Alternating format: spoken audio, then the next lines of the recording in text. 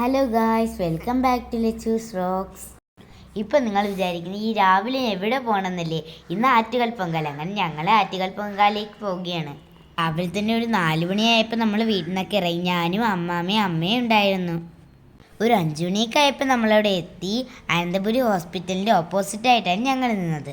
നമ്മൾ ചെന്നുടനെ കല്ലൊക്കെ എടുത്തുകൊണ്ട് അടുപ്പൊക്കെ സെറ്റാക്കി. അതിൻ്റെ തൊട്ടടുത്ത് ചെറിയൊരു അമ്പലം കണക്കാട്ടുണ്ടായിരുന്നു. അവിടെ നമ്മൾ തൊഴുത് ചന്ദനമൊക്കെ മേടിച്ചു.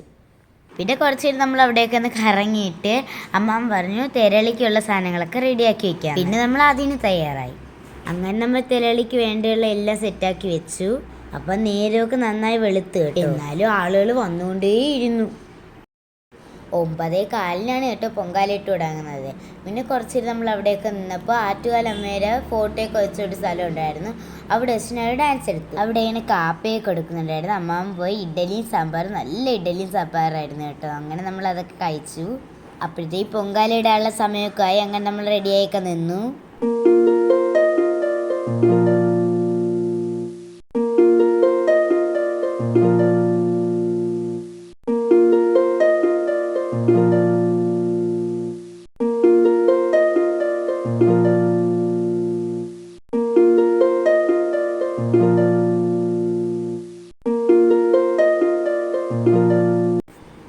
അങ്ങനെ അടുപ്പ് കത്തിക്കാനുള്ള സമയമായി ഗൈസ്. അങ്ങനെ നമ്മൾ അടുപ്പ് കത്തിച്ചു. അമ്മയും ശർക്കര പായസമാണ് ഇട്ടത്. ഞാൻ വെള്ളപ്പായസമാണ് ഇട്ടത്.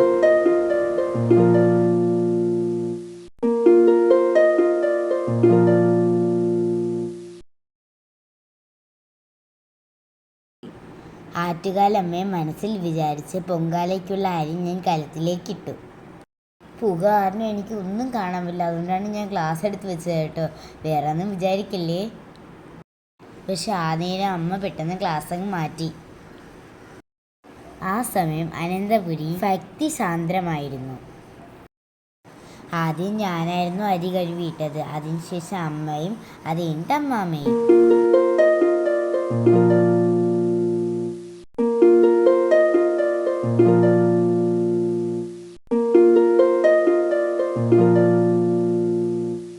അമ്മാമ്മ കലത്തിൽ അരിയിട്ടതിൻ്റെ കൂടെ കാശിനെയും കൊണ്ട് അരി ഇടിപ്പിച്ചു. അങ്ങനെ അവനും പൊങ്കാലയുടെ ഒരു ഭാഗമായി കേട്ടോ. ആദ്യമായിട്ട് പൊങ്കാല തിളച്ചത് എൻ്റേതായിരുന്നു ഗായ്സ്.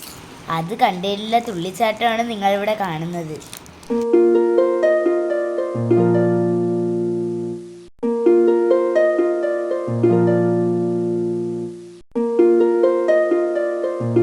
അങ്ങനെ നമ്മുടെ പായസമൊക്കെ റെഡിയായി.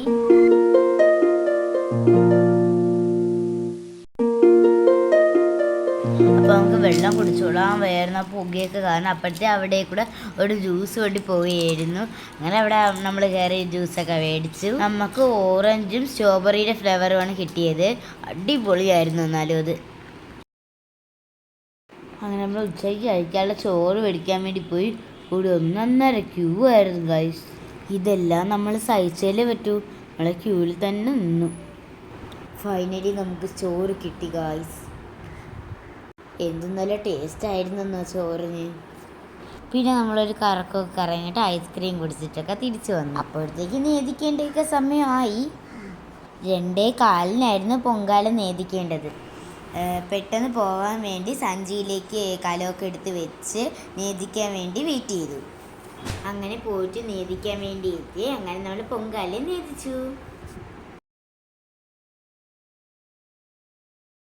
പിന്നെ പെട്ടെന്ന് നമ്മൾ പൊങ്കാല എടുത്തുകൊണ്ട് ഓടി വന്ന് വണ്ടിയിൽ കയറി. ആറ്റുകാലമ്മയുടെ അനുഗ്രഹം കൊണ്ട് ഈ വർഷം എനിക്ക് പൊങ്കാല ഇടാൻ കഴിഞ്ഞു. ഇനി അടുത്ത വർഷം പൊങ്കാലയ്ക്കുള്ള കാത്തിരിപ്പാണ്. അപ്പോൾ എല്ലാവർക്കും ആറ്റുകാൽ പൊങ്കാല ആശംസകൾ. എൻ്റെ ഈ വീഡിയോ നിങ്ങൾക്ക് ഇഷ്ടപ്പെട്ടെങ്കിൽ ലൈക്ക് ചെയ്യാനും കമൻറ്റ് ചെയ്യാനും ഷെയർ ചെയ്യാനും മറക്കല്ലേ. മറ്റൊരു വീഡിയോ കാണാം. Bye bye.